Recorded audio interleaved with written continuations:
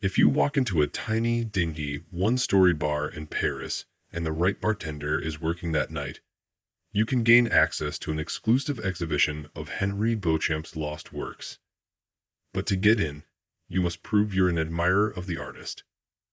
The bartender will ask you, in clear and flawless English, "What would you like to drink on this glorious night?" Your answer must be absinthe, no matter what. Any other request, from whiskey to water, will result in your death during sleep. Next, the bartender will ask about the type of absinthe, and you must respond with one of two phrases: something the man himself couldn't handle, or the good stuff. The best.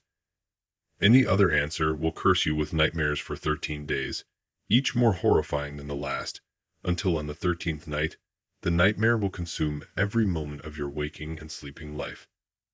Do not try to deceive the bartender. The door is closed behind you. You must drink what he gives you, doomed or not. Consider it an honor to receive an audience with such a powerful man. Besides, I've heard the dying praise his drinks in their final moments. If you make it to the end of this ordeal, the bartender will say, "Handle it carefully. It's the best I've got." At this point, you can do one of two things. Say, word for word, "I overestimated my fortitude and wish you a good night." If the bartender nods, you can leave the bar unharmed, having gained nothing and lost nothing, except your time. Or you can go further. You'll be given a glass with a 7-sided rim, each side twisting gracefully around the bowl to form a sleek and simple handle. You'll also receive a very special absinthe spoon shaped like a key. The holes in the top serve to drip the alcohol onto a sugar cube. The bottle is unmarked, with scraps of paper stuck to its sides, covered in the rot of decades gone by. The spoon is perfectly flat, but has two different sides, one with a groove along the shaft, the other without. Turn the groove face down. If you do this face up, your absinthe will taste foul, your nose will burn, and your eyes will glaze over with unspeakable horrors. If the spoon is correct, prepare the absinthe as usual.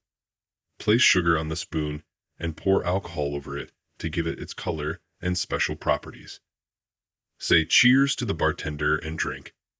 If you don't, the absinthe will burn every inch it touches with the force and pain of sulfuric acid. If you've done it right, the dim light will go out, plunging the bar into darkness. Fear not. This signals that you've been approved for the show.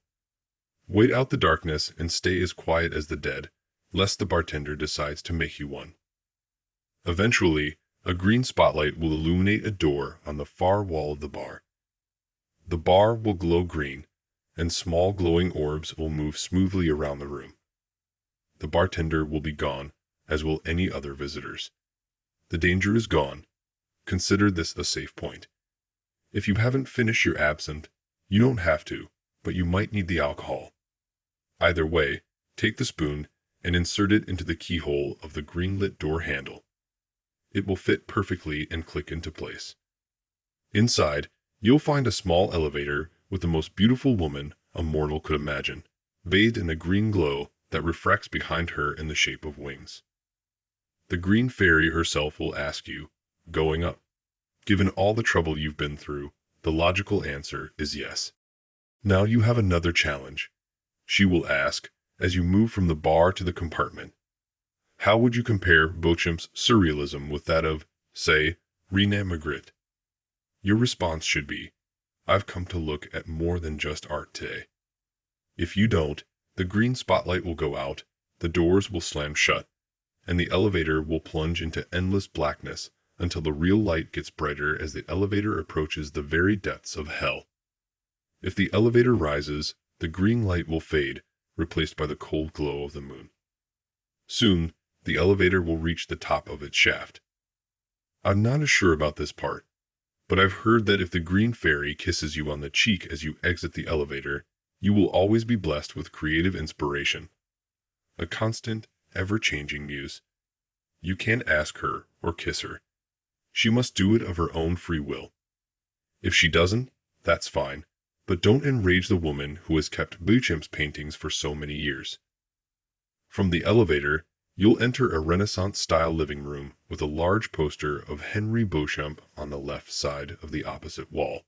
To the right is a door. Taking the time to read the poster is a good idea, as it explains the essence of Mr. Beauchamp.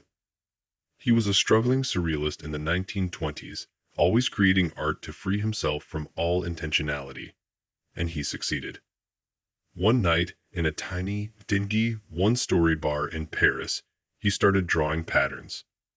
First geometric, then complete fractals, then images that would appear in newspapers the next day, the next week, 50 years ago, and even 200 years into the future. On the last night of his life, he kidnapped 3 young girls, ended their lives, and painted his finest masterpieces with their blood and bile.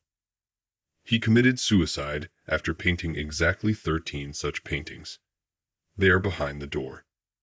The first 6 paintings from left to right depict the genesis of the universe, the only true image of God, the true image of Jesus Christ, the spreading clouds of heaven, all the popes from the first to faces not yet recognized, and a portrait of Jesus at the second coming. The other 6, from right to left, show the cataclysm of the universe, the only true image of Satan, the true image of Judas, the expanding flames of hell, every demon incarnate in man from the first to faces not yet recognized, and a portrait of the Antichrist at the second coming. So 6 and 6 is 12. What about the 13th? The 13th painting is unfurled on its wall pin, facing the wall. The space around it is tied with rope across a wide diameter, and underneath the inverted image is an inscription in 3 languages. On top is the writing of the seraphim, below are the runes of the higher demonic orders, and in the middle are Latin letters. Do not to go. I can't say much about this part, but I've heard that in dying, Beauchamp somehow turned his skin, organs, and soul into a college. How he took his dead body and created such a horrifying masterpiece, I could never say, nor would I dare. So, if you can, why don't you turn the canvas over and tell me sometime? We can talk about it over a drink.